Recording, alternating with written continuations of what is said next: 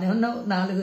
నాలుగు నియోజకవర్గాలు తిరుగుకుంటా 3 పువ్వులు 6 కాయలు, నీ బండ్లు, నువ్వు, నీ కథ, నీ కార్ఖానా తిరుగుతున్నావు. కాళ్ళకు బల్పాలు కట్టుకొని ఓడిపోతానే బుగులతోని అన్ని నియోజకవర్గాలు తిరుగుడు, నిద్ర లేకుండా ఫ్రస్ట్రేషన్ తో నీ టెన్షన్ లో ఆగం తిరుగుతున్నావు గాని నువ్వేం చేసినావు చెప్పుకుంటలేవు. పొద్దుమూకుల కాంగ్రెస్ గురించి చెప్తున్నావు. ఏడవడే కాంగ్రెస్ అంటున్నావు. నీ నోటి చలవ వల్ల కాంగ్రెస్ అధికారంలోకి వస్తుంది. No tension. ఈరోజు నిన్న షాద్నగర్, ఈరోజు వికారాబాద్ జిల్లా, ఈరోజు అనుకుంటా ఈరోజు షాద్నగర్, ఈరోజు వికారాబాదు, ఇంకా హైదరాబాద్ కూకట్పల్లి వచ్చినట్టున్నావు. ఇంకెక్కడెక్కడో తిరుగు. ఇప్పుడన్నా బయటికి వచ్చి ప్రజలకు గనబడుతున్నావు. నువ్వు మీ అయ్య ఇంట్లో ఫామ్ హౌస్ లో వండుకున్నావు. నువ్వు బయటికి తిరుగుతున్నావు. నువ్వు మళ్ళా అమెరికాకు పోతే మళ్ళీ మీ అయ్య 4-5 సభలు పెడతాడు. ఎలక్షన్ వరకు మీకు ఇదే కదా చేయాల్సినటువంటిది. 4 ఏళ్లు దోసుకునుడు, 5వ సంవత్సరం ఎలక్షన్లు దగ్గరకు వస్తున్నాయంటే మెల్లగా ప్రజల దగ్గరకు వచ్చి మాయ మాటలు చెప్పి మళ్ళోసారి గెలుద్దామని ఆలోచన చేస్తుంటే ఇవన్నీ ఇక ఓసారి నమ్మి 2 సార్లు నమ్మిరు, 3వ సారి నమ్మడానికి పిచ్చోళ్ళు లేరు. తెలంగాణ ప్రజలు ఏడికి పోయినా కాంగ్రెస్ అంటున్నారని ఆ బుగులతోని నువ్వు కూడా వేదిక మీద మా 6 పథకాలు మేము కూడా చెప్తలేం, కానీ మా 6 పథకాల గురించి ప్రతి చోట నువ్వే చెప్తున్నావు. 6 పథకాలు గుడ్, కంగ్రాచులేషన్స్. పైసలు ఖర్చు లేకుండా మాకు పబ్లిసిటీ చేస్తున్నావు. మా పథకాలను నువ్వే ఎక్కువగా ప్రజల దగ్గర తీసుకొని పోతున్నావు. నిజంగా అప్రిషియేట్. మా 6 పథకాలకి బ్రాండ్ అంబాసిడర్ కేటీఆర్. సూపర్. అయితే కాంగ్రెస్ చేసింది ఏంది? 60 ఏండ్లు అవకాశం ఇచ్చినాం కదా, మళ్ళా 6 పథకాలతో వస్తున్నారంటే నువ్వు సిగ్గుపడాలి. అమెరికా నుంచి మన దేశానికి రానికి పైసలు లేని సమయంలో ఈరోజు అమెరికాలో పెట్టుబడులు పెడుతున్నావు. ఈ రాష్ట్రం ధనికంగా ఇచ్చింది, సార్ నీకు ఇంతకన్నా ఎక్కువ ఇవ్వాల్సిన కోటింగ్ నేను అవసరం లేదు. చాలా సార్లు చెప్పినా, ఇక ఇది మళ్ళా చెప్పను. ఇక ఇది ఒకటోసారి చెప్తున్నా. మా జిల్లాకు వచ్చి ఏం మాట్లాడుతున్నావు? మెతుకు ఆనంద్ చాలా ఆయనకు ఎప్పుడు ఏడ కలిస్తేనంట ఈయనకి మా నియోజకవర్గం అభివృద్ధి, నా నియోజకవర్గం కా పనులు ఈ పనులు ఆ పనులు ఈ పనులు అడిగిండా, అక్కడ కాంట్రాక్ట్లు ఇక్కడ కాంట్రాక్ట్లు అడిగిండా. ఆడ నియోజకవర్గంలో ఎవరిని బతకనీయకుండా సొంత పార్టీలోనే చీలికలు తీసుకొని వచ్చి సొంత పార్టీ మనుషుల్ని చైర్మన్ తో సహా అందరికి ఇబ్బందులు పెడుతున్నారు. అందరూ తెలిసినటువంటి ఓపెన్ నగ్న సత్యవాది. నువ్వు మళ్ళీ నువ్వేదో వచ్చి శుద్ధపూస మాటలు ఒక మంత్రిగా వచ్చి చెప్తే అక్కడ ఉన్నటువంటి ప్రజలు నమ్మేటట్లున్నారా? కాంగ్రెస్ గెలుస్తుందాడా? ఎట్టి పరిస్థితిలో. పోయినసారి ఏదో చంద్రశేఖర్ నిలబడినందుకు 23,000 ఓట్లు అక్కడ చీల్చేసి సంబరపడిపోయినావు అనుకుంటూ పోయినసారే ఏదో ఎడ్డో గుడ్డో మెల్లో గెలిచిండు ఆనంద్. ఇంకా మరోసారి అవకాశం ఇస్తారా అక్కడ ప్రజలు నీకు? లేకపోతే కాంగ్రెసే గెలుస్తుండే. అవే ఎంపీ ఎలక్షన్ లోకి వచ్చేవరకు 22,000 ఓట్లు ప్లస్ అయినాయి మాకు వికారాబాద్ కు వచ్చిన. గది గుర్తు చేసుకో. రెండు ఓట్లు ఇద్దరు ఆగం చంద్రశేఖర్ ప్రసాద్ అన్న ఇద్దరు నిలబడినందుకు ఆ కాంగ్రెస్ ఓట్లు డివైడ్ కావడం వల్ల ఆనంద్ బయటపడ్డిండు. అంతే తప్పించి మీకు అక్కడ సినిమా సితారా సీను లేదు. అక్కడ ఈసారి పూర్తిగా వ్యతిరేకంగా ఉన్నది. ప్రతి గ్రామంలో కాంగ్రెస్ అంటున్నారు. ఈ రోజు ప్రతి బ్రూత్ కాడ నువ్వు ముంగల పొంగానే వెనక కాంగ్రెస్ జై కాంగ్రెస్ అంటున్నారు. నిన్న నువ్వు మాట్లాడినటువంటి మాటలు మేము వీడియోలలో చూస్తున్నాం.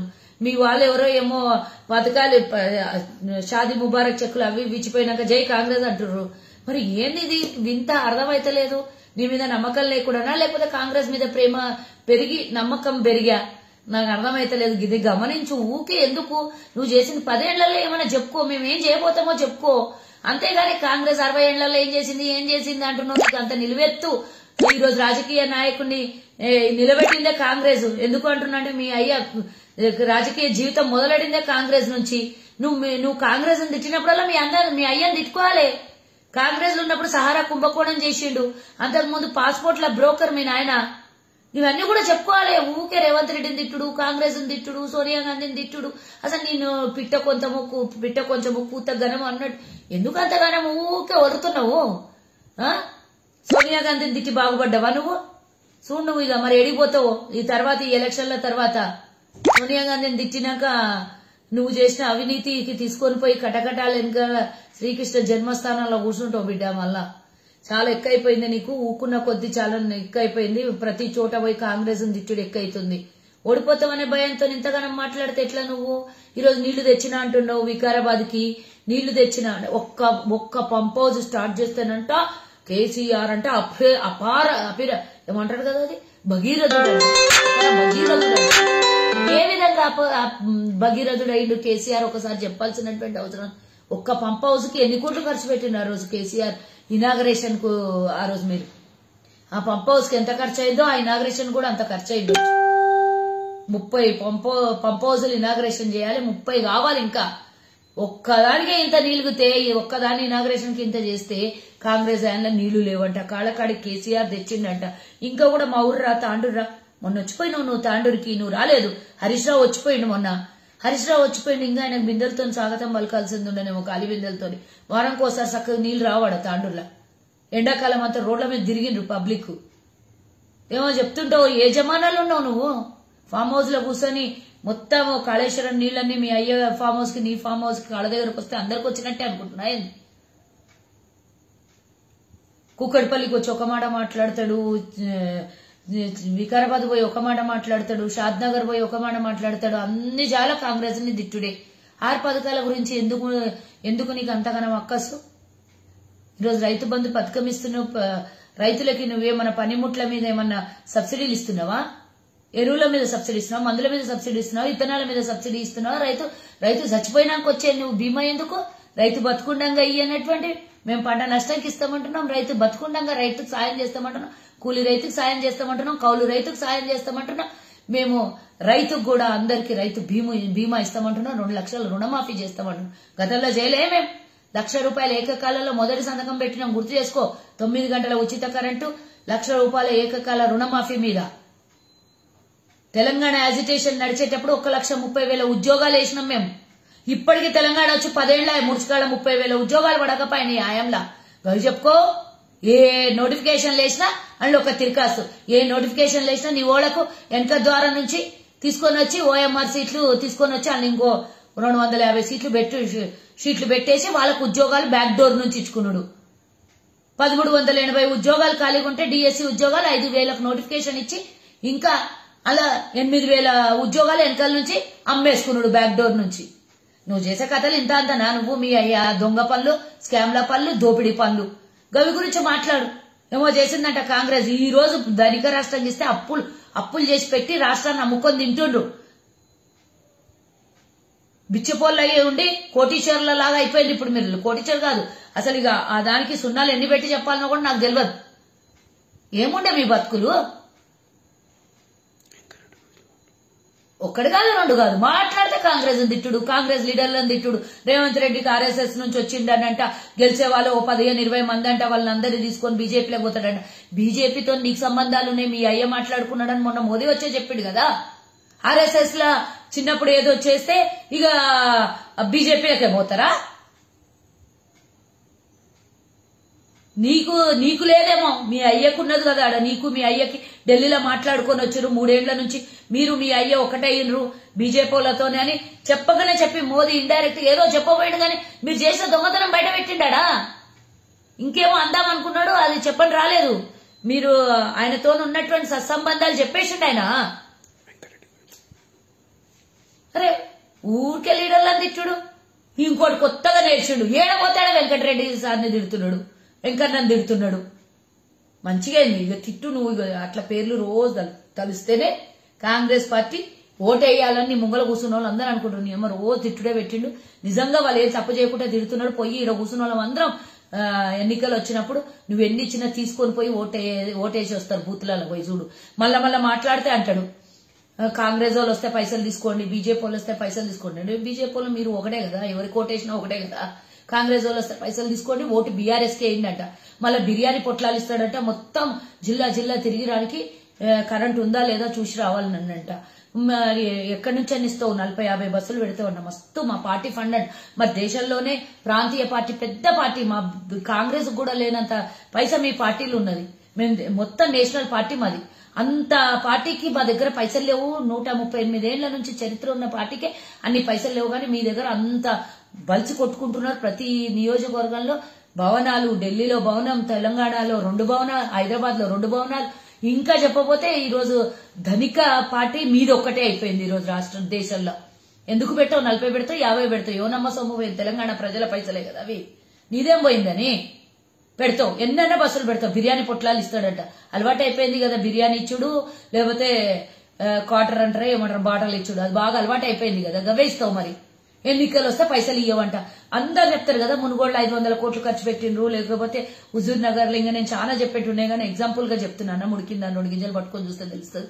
అదే 2,000 కోట్ల రూపాయలు నువ్వు అఫీషియల్ గానే అకౌంట్లలో వేసి ఎన్నికల కోసం 5-6 వేల కోట్లు హుజూరాబాద్ లో ఖర్చు పెట్టింది అందరు తెలియదా? అసలు ఎంత లిక్కర్ అమ్ముడు పోయింది మునుగోడు ఎలక్షన్లలో తెలియదా? ఇప్పుడు కూడా ముందు 3 నెలల ముందు 6 నెలల ముందే నువ్వు లిక్కర్ టెండర్లను పిలిచినావు, వైన్ షాప్ టెండర్లను పిలిచినావు అంటే తెలియదా నువ్వు ఎంత అమ్మబోతున్నావు అని? మీ శ్రీనివాస్ గౌడే పబ్లిసిటీ చేసుకున్నాడు. బిజినెస్ వ్యాపారం ఇస్తారు చాలా బాగుంటది, వేసుకోండి టెండర్లు వేసుకోండి అని 1,00,000 టెండర్లు వేపిస్తుంది 1,00,000 మందితో. అరే నీ గురించి చెప్పుడు, ఇంకెందుకు ఇక సిగ్గు పోతుంది. అది ఇంత మొహం పెట్టుకొని ఇంత లంకల రావణాసురుడు కూర్చున్నట్లు కూర్చొని మాట్లాడతావు పెద్ద పెద్ద మాటలు. ఎందుకు మాట్లాడతావు? ఆడ ఎత్తుకపోయిండు కదా, మా వెంకటరెడ్డి చెప్పిండు కదా నువ్వు కరెంట్ ఇస్తున్నావు, ఎన్ని గంటలు ఇస్తున్నావు అని. 24 గంటలని 11-12 గంటలు ఇస్తున్నావా లేదా అని చెక్ చేయడానికి లాగ్ బుక్స్ దగ్గరికి పోతే ఎందుకు ఉరికిపోయిన లాగ్ బుక్స్ ఎందుకు దాచిపెట్టిన ఇప్పటిదాకా దాని లెక్కలు ఎందుకు చూపిస్తలేరు? దమ్మున్నోళ్ళు వెంకటరెడ్డి విసిరిన సవాల్కి ఎందుకు వచ్చి సవాల్ని స్వీకరించి కూర్చొని మాట్లాడతలేరు? లాగ్ బుక్స్ ఎందుకు తీసుకొస్తలేరు? అప్పటివన్నీ కొత్త లాగ్ బుక్స్ పెట్టుడేంది? ఎందుకు ఎత్తుకపోయారు మీరు? ఫస్ట్ ఆఫ్ ఆల్ అది చెప్పండి. 24 గంటలు కరెంట్ ఎందుకు ఇస్తున్నామని అబద్దాలు చెప్తున్నారు. మరి అదే మేము 9 గంటలు ఇస్తున్నామని చెప్పినా మేము ఇచ్చినాం. మీరు అదే 11 గంటలు 12 గంటలు ఇస్తున్నామని చెప్పండి. 24 గంటల పేరు మీద తెలంగాణ పేద రైతుల మీద పేలాలు ఏరుకొని 7-8 వేల కోట్ల సంవత్సరానికి ఎందుకు దాని మీద దోపిడీ చేస్తుర్రు? ఇవన్నీ మాట్లాడితే బట్టలు ఇస్తే చాలా పెద్దగా ఉంటది. కేటీఆర్ నువ్వు చాలా మాట్లాడుతున్నావు. ఏడికి పోతే ఆడ కాంగ్రెస్ నాయకుల్ని తిట్టుడు, మమ్మల్ని గెలిపిండి, 3ఓసారి ముచ్చటగా కాదు 3ఓసారి తీసుకొని పోయి ఏంటన్నా బొంద పెట్టేసి వస్తాను మిమ్మల్ని మీ పార్టీని. కాంగ్రెస్ పార్టీ గెలుస్తానంటే ఢిల్లీకి పోతుందంట, బెంగళూరు పోతుందంట. మా పార్టీ విశాలమైన పార్టీ, పెద్ద పార్టీ, దేశం మొత్తం ఉన్నది. మీరు కూడా నేషనల్ పార్టీ అని చెప్పుకుంటున్నారు. మరి ఒకవేళ మీరు నేషనల్ పార్టీ అయితే వివిధ రాష్ట్రాలలో రేపొద్దున అన్ని రాష్ట్రాలలో మీరు పోటీ చేస్తారు, అభ్యర్థులు పెడతారు అనుకో, వాళ్ళు తెలంగాణకే రావాలనా? మళ్ళీ మీరు ఎందుకు నేషనల్ పార్టీ నేషనల్ ఆఫీస్ అని చెప్పి ఢిల్లీలో కట్టుకున్నారు? మళ్ళీ ఢిల్లీలో ఎందుకు కట్టినావు చెప్పాలి నాకు. నీకెందుకు మోడీ స్థలం ఇచ్చిండు? ఢిల్లీలో నేషనల్ పార్టీ అని పెట్టుకొని ఎందుకు కట్టుకున్నావు? ఇదే తెలంగాణలో నేషనల్ పార్టీ అని పెట్టుకొని ఉంటే మొత్తం 29 రాష్ట్రాల వాళ్ళు గిడికే రమ్మని చెప్పనుంటివి. అరే సిగ్గులేని మాటలు ఎందుకు మాట్లాడతావు? ఏం తెలంగాణ ప్రజలు అంత పిచ్చోళ్ళున్నారు అనుకుంటున్నావు? నువ్వు చెప్పిన మాటలు ఇన్నికి బీఫామ్ కావాలంటే ఢిల్లీకి పోవాలంట, అలా టికెట్ కావాలంటే ఢిల్లీకి పోవాలనంట, రేపేదో బాత్రూమ్ వస్తే కూడా ఢిల్లీకి పోవాలనంట. మీ అయ్య ఉన్నాడు కదా, ఎడిపోయి తెచ్చుకుంటా అడుగు. అప్పుడు ఆ పార్టీని మీ అయ్య మంత్రి అయ్యింది కదా, ఆడికి పోయి మీరు కాలు పట్టుకొని వచ్చేది కదా. అంతెందుకు ఇవన్నీ ఎందుకు? మీ కుటుంబం అంతా గాడికే పోయి కాలు పట్టుకొని వచ్చేది కదా. అప్పుడు సోయలేదా? అప్పుడు యాద రాలే ఢిల్లీకి ఎందుకు పోవాలి మేము అని? ఈడికి దింపాలి వాళ్ళని నీకు ధైర్యం సరిపోలే? ఆడికి ఎందుకు పోయినా మా నాయకత్వం దగ్గరికి? అందరు కాలు మొక్కి ఫోటో దిగేసి వచ్చారు కదా. యాడ్ చేసుకో. తిన్నిటి వాసాలు లెక్క పెట్టే బతుకులు మీవి. ఇంకోసారి దౌర్జన్యం చేసి, ఇంకోసారి ఆ రౌడీయిజం చూపించి తెలంగాణలో ఏమన్నా ఓట్లు దన్నుకొని తెలంగాణ ప్రజలు మరోసారి మోసం చేస్తామంటే ఇంటారు అనుకుంటున్నా? నువ్వేమి నెత్తి కిందికి కాళ్ళు మీదికి చేసిన కథమైపోయింది నీ పనిగా. పోయిగా 15 రోజులు నువ్వు అనుకో, మళ్ళీ 15 రోజులకు మీ అయ్యాన్ని పంపించు బయటికి. ఇక నువ్వు తిరిగింది మస్తయింది. ఇక ఆయన వచ్చి తిట్టాలి కదా. ఆయన అసెంబ్లీ సాక్షిగా చెప్తాడు, ప్రజల సాక్షిగా చెప్తారు. కాంగ్రెస్ చేసింది, మన్మోహన్ సింగ్ చేసింది అన్ని ఆయనే చెప్తాడు. అంటే మీ అయ్య కూడా ధిక్కరిస్తున్నావా? కాంగ్రెస్ చేసింది ఏంది, అభివృద్ధి అనేది అన్ని చెప్పింది మీ నాయన కదా. ఊకుకే మళ్ళా మాట్లాడుతున్నావు. నేను పోయినావు కదా వికారాబాద్ జిల్లా, మొత్తం క్లీన్ స్వీప్ అయిపోతుంది. మొత్తం 4కి 4 నియోజకవర్గాలు కాంగ్రెస్ కొట్టుకొని వస్తుంది. రాసి పెట్టుకో. నువ్వు పోయినా, ఈ రోజు కూకట్పల్లి పోయినా, షాద్నగర్ పోయినా అన్ని కాంగ్రెసే గెలుస్తుంది. రాసి పెట్టుకో. ఈ రోజు నా వాయిస్లో ఇస్తున్నా నేను. రేపటి నాటికి అవసరం వస్తుంది వీడియో తీసుకొని నీకు పెట్టడానికి. ఇంకెవరన్నా పెడతారు. సుజాత మేడం ఆ రోజు చెప్పింది కరెక్టే అయిందని. ఇక మస్తు అయింది. ఇంటికి పోయి వండుకో. 4 నియోజకవర్గాలు తిరిగేసి వచ్చినావు. శాతనైతే లేకుండా ఉండొచ్చు. పోయి మంచిగా ఫ్రెష్ అప్ అయ్యి తిని డిన్నర్ చేసి పండుకో. రేపు పొద్దుగాల మళ్ళీ కాంగ్రెస్ తిట్టాలి కదా. ఎంత తిట్టినా 6 పథకాలని ఈరోజు తెలంగాణ ప్రజలు పూర్తి స్థాయిలో నమ్ముతున్నారు. నీ దొంగ మాటలు ఎవ్వరు నమ్మని తయారులేరేడా. డెఫినెట్ గా మేమన్నయి చేసి తీరుతాం. 10 లక్షల రూపాయలు ఆరోగ్యశ్రీకి ఇస్తాం, 2,500 రూపాయలు మహిళలకు ఇస్తాం, 500 రూపాయలకే గ్యాస్ ఇస్తాం, 200 యూనిట్ల కరెంటు ఫ్రీ ఇస్తాం, 2 లక్షల రుణమాఫీ చేస్తాం, 15,000 రూపాయలు రైతుకి చిన్న సన్నకారు రైతుకి ఇస్తాం, కౌలు రైతుకు 15,000 రూపాయలు ఇస్తాం, 12,000 రూపాయలు రైతు కూలీకి ఇస్తాం, ఉచితంగా బస్సు ఇస్తాం, ఇంకా చెప్పబోతే 5 లక్షల రూపాయలు విద్యార్థుల కోసం ఇస్తాం. ప్రతి మండలంలో ఇంటర్నేషనల్ తరహా విద్యా సంస్థల్ని నిర్మాణం చేస్తాం.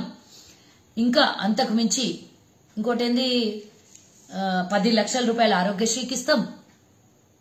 చాలా చేస్తున్నాం. ఇంకా మేనిఫెస్టో ఇంత పొడుగు ఉంటుంది. అందులో ఇచ్చిన ప్రతి ఒక్కటి తెలంగాణ ప్రజల సమస్యలు గాంధీ భవన్కి వచ్చి మేనిఫెస్టోలో తయారు చేపిస్తున్నారు, రాపిస్తున్నారు. ప్రతి ఒక్క వర్గం, ఈ వర్గం ఆ వర్గం కాదు, డాక్టర్లు, ఇంజనీర్లు, లాయర్లు, జర్నలిస్టులు, విద్యార్థి సంఘాలు, నిరుద్యోగస్తులు, మహిళలు, గృహిణీలు, ఇక చెప్పొద్దు, రేషన్ డీలర్లు, ప్రతి ఒక్కరు, ఎస్సీలు, ఎస్టీలు, మైనార్టీలు, బీసీలు, అన్ని వర్గాలకు సంబంధించిన మేనిఫెస్టో తయారైతుంది.